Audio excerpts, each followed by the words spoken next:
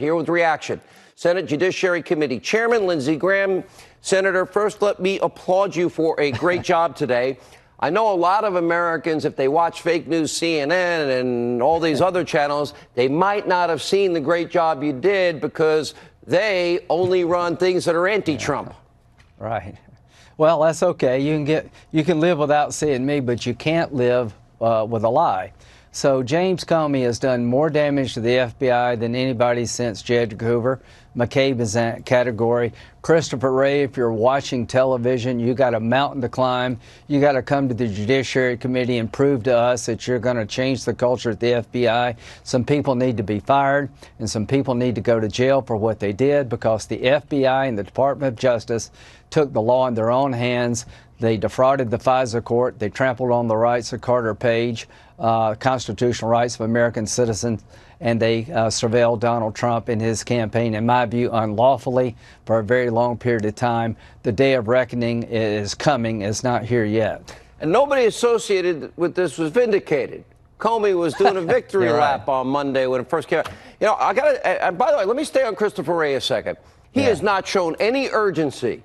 He has not shown the urgency that is needed to get to the bottom of this, resolve this, and make sure it never happens again. And I'll tell you why it's personal for me, Senator.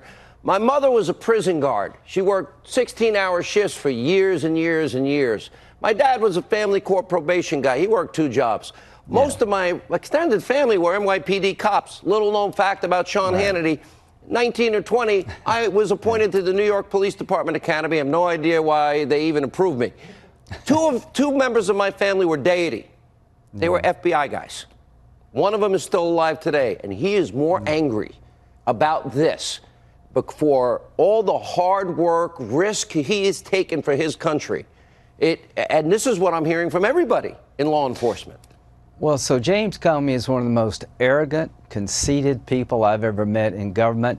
To suggest that this report vindicated him is just an affront to the report. To suggest that everything was done properly with the FISA warrant process regarding Carter Page insults our intelligence. And Mr. Horowitz did their country a great service, as do Director Wray. People ask me, do I have confidence in him? Yeah. But you got a really hard job, Director Wray. You got to come to the Judiciary Committee and convince Republicans and Democrats you're going to fix this crap. If not, he needs to get out of the way. That's my honest assessment here. Okay, you heard the comments of the Inspector General today. I thought they were powerful, and they added clarity to his report. He also was working within a bubble. Both Prosecutor Durham and the Attorney General Barr, their comments, I do not believe, Senator, would be made but for knowledge that they have that we don't have, that this is far deeper and far worse than anybody knows, and it has taken them overseas to Italy, Great Britain, and other places. Where do you imagine this ends up? Because I can't see this ending up any other way but people being indicted and going to jail.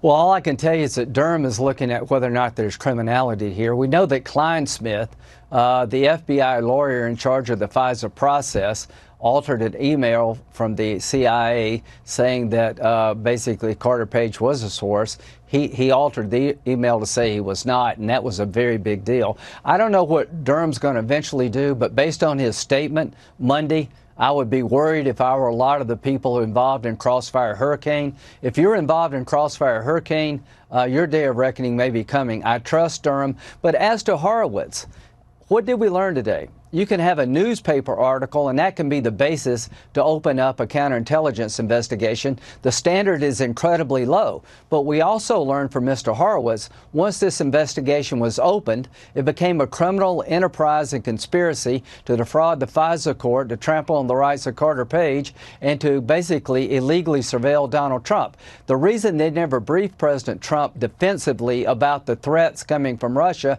is they did not want to protect Trump. They wanted to destroy Trump. From the day he got elected until this thing was over, the people in charge at the highest levels were out to get this guy to protect us from President Trump. They didn't believe he was legitimate, and they were doing everything they could at every opportunity to keep it going, to try to catch him. And finally, they sent an FBI agent in an interview that was supposed to be an intelligence interview, an intelligence assessment, an intelligence briefing, and the FBI agent there was there to basically spy on General Flynn and the president. That should scare everybody. The way he set up General Flynn, meeting Comey, was despicable, repulsive for a 33-year veteran, and bragging about it. I will say this: we end up losing FISA as a result of this. We will be less safe. And when you and Devin Nunes say the same thing, that concerns me and the safety of this country.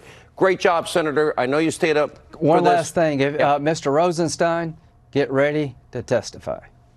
Okay, Senator Graham, thank you.